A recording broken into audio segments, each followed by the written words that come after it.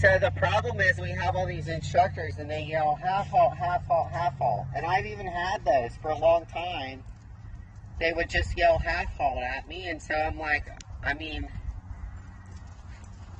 squeeze the rein a little bit, pull a little bit. What they mean is slow down. Right? Be more proactive about slowing down.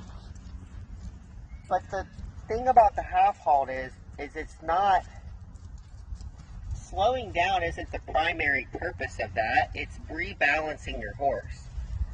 So if we replace the word half halt with balance, balance, balance, well, then it means something different. And the consequence often of better balance, improved balance with the half halt, is that the horse slows down. Because it's not a lawn dart anymore running downhill trying to keep its balance. So the reason why the half halt then, if you just use your hands, the horse just gets more downhill. Okay. You have to use your legs and your seat. Okay. So the leg says keep going. The seat says but wait back here. And the hand says you can't go past this. So the hand really just catches the energy of the horse, and the consequence then is that the horse spends more time waiting its back feet. The canter is where you really start to understand the half halt, because you can really feel it, because there's a very distinct point where the horse is on just its outside hind leg. That's why the timing then of the half halt and the canter is so incredibly important, because if you're not telling the horse the correct leg to spend more time on, you really biff the whole thing and they become less balanced and more downhill. So when you say downhill, what exactly what is that? Downhill means that the front end of the horse is weighted more than the hind end. Okay. So horses naturally are about 60-40 anyway. 55-45 for a real nice horse. They're all more on the forehand. And so more weights on the front end than yes, the back. Okay. Yep. But what happens is that makes them, that's where that quickness comes from. So like if the horse is stiff and quick and it's more on its front end, it's kind of like when you walk down the sidewalk and there's a piece of the concrete sticking up and you stub your toe on it and you trip and you run real fast to try to keep yourself from falling on your face. Right. That's a lot of where that quickness, that pulling and leaning, and then moving their legs real fast. And then the consequence of that is that they make their back really tense. And they're just going in a bad, that's why we say they're not going in a good balance. Okay. Somewhere between on the forehand and on the haunches is a horizontal balance, which is much better than being more on the front hand, and a place that I think a lot of people ignore, because we get all these comments on our dressage tests at training level, needs to be more uphill, needs to work more from behind.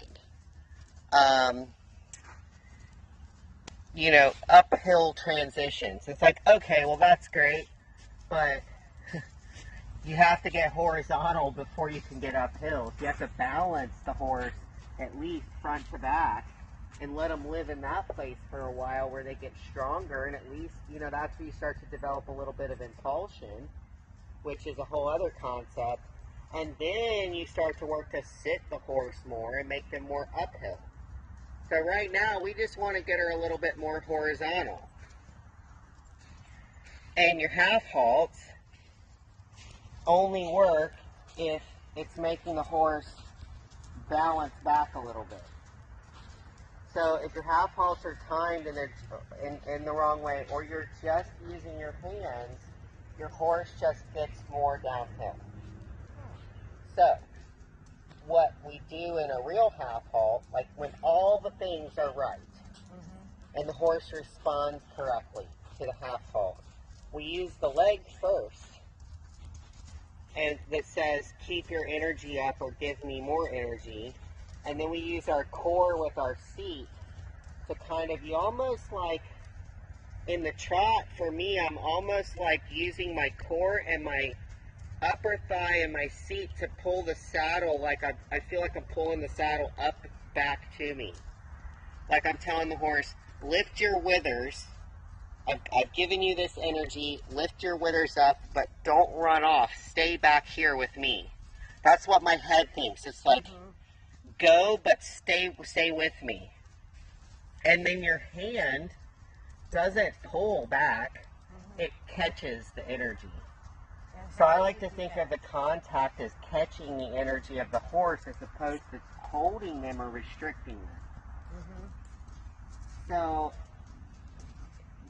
this is when you get your half halts down, then it's so quick and so all coordinated. It's like a brrp, brrp, and you'll hear the Germans make that noise a lot. Brrp, brrp. And it even like activates, when you make that noise, it activates your abdominal muscles in a way that is very much the half halt. So, the problem when you get a horse at this stage of its training is that she tricks you into not being able to use your leg. Okay. So then you just use your hands. And then if you use your leg and say, no, put your energy up and into the bridle, what you get is that she runs more. She makes you feel like you can't do that. So it really biffs the whole connection. The whole connection through all the aids gets disrupted because you can't really use a half halt. So what I would like you to do, instead of with the leg, is we just use your seat. We can change the timing a little bit, and you can learn to keep, when you want her to slow down, you kind of like use your abs and your seat, pull her back to you, and then say, but you can't sling your head out and run through this. So we're going to work a little bit on you being able to use your seat to control her too, so you're not just stuck with just your hands. Because that just all, like, it works for a little bit and then you just really can't get out of it. So I'd very much like to see you guys be able to get out of this handsy business and get her a little bit lighter. And that's what you need to use your seat for. Okay. So